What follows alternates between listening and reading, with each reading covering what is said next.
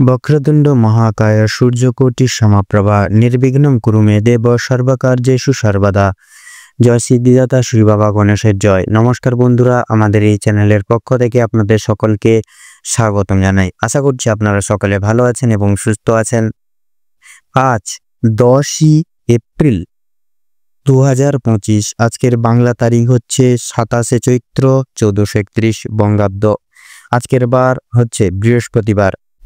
কালপুরুষের রাশিচক্রের ষষ্ঠতম রাশি হচ্ছে কন্যা রাশি।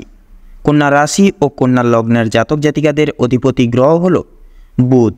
আজকের দিনটি কন্যা রাশি ও কন্যা লগ্নের জাতক জাতিকাদের জন্য কেমন হতে চলেছে, কোন কোন বিষয় আপনারা লাভবান হবেন এবং কোন কোন বিষয় আপনারা সাবধান থাকবেন, সেই সম্বন্ধে এই ভিডিওটিতে বিস্তারিতভাবে জেনে নেব।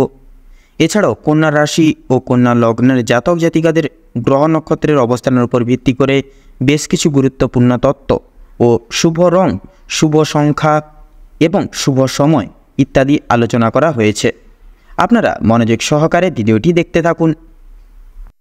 তো বন্ধুগণ, আপনারা মনোযোগ সহকারে ভিডিওটি দেখতে থাকুন। আশা করছি অনেকটাই উপকৃত হবেন আজকের এই ভিডিওটির মাধ্যমে। সেক্ষেত্রে সম্পূর্ণ পুরোপুরি ভিডিওটি দেখে ভালো লাগলে অবশ্যই একটি লাইক করবেন। কমেন্ট বক্সে জয় কর্মফলদাতা শনি মহারাজের জয় লিখে যাবেন। শনি মহারাজ তথা কর্মফলদাতা শনি মহারাজের কৃপায় বৃত্তান্ত আজকের দিনটি আপনাদের অনেকটাই সুপরিবাহিতভাবে কাটবে। তাছাড়াও প্রত্যেকটা কাজকর্মের ক্ষেত্রে ভগবানের নাম স্মরণ করে চলুন।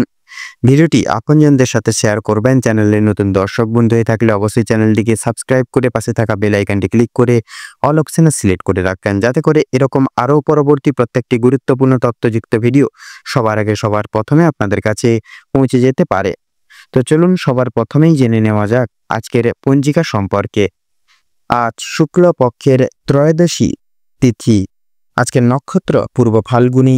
আজকের করণ কৌলব এবং আগামী সময় তৈতিল শুরু হচ্ছে। আজকের যোগ বৃদ্ধি।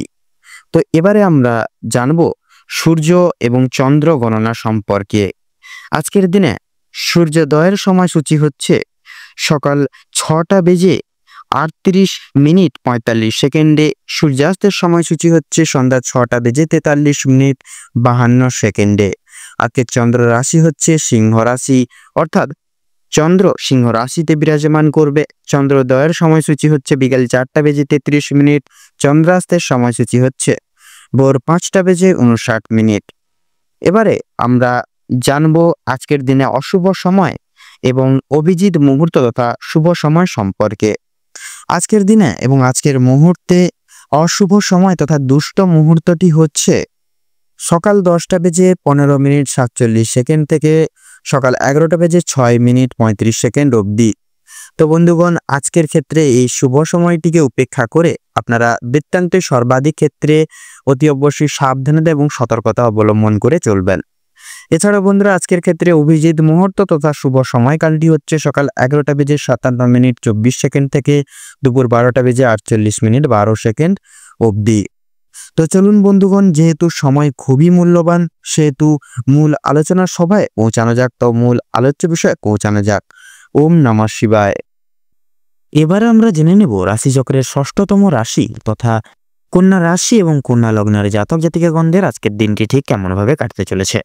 তো প্রথমে জানিয়ে রাখি, কন্যা রাশি এবং কন্যা লগ্নের পারিবারিক জীবনে বেশ কয়েকদিন ধরে যে সমস্যাগুলি চলছিল সেগুলি আজকে কিন্তু সন্ধ্যার আগেই মিটে যেতে চলেছে।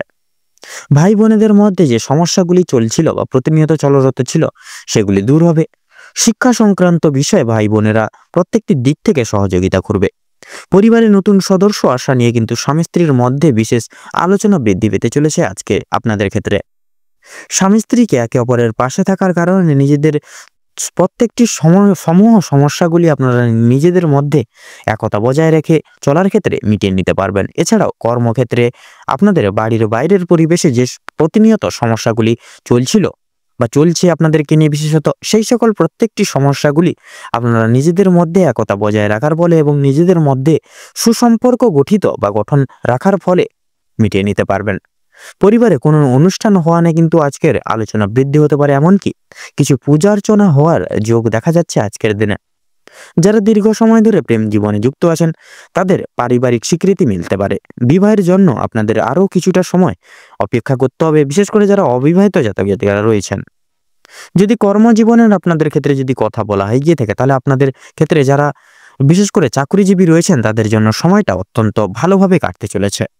এবং যারা ব্যবসায়িক মানুষজন রয়েছেন, আপনারা কিন্তু আপনাদের ব্যবসাপাতির দিক থেকে বিশেষভাবে উন্নতি লাভ করতে পারবেন।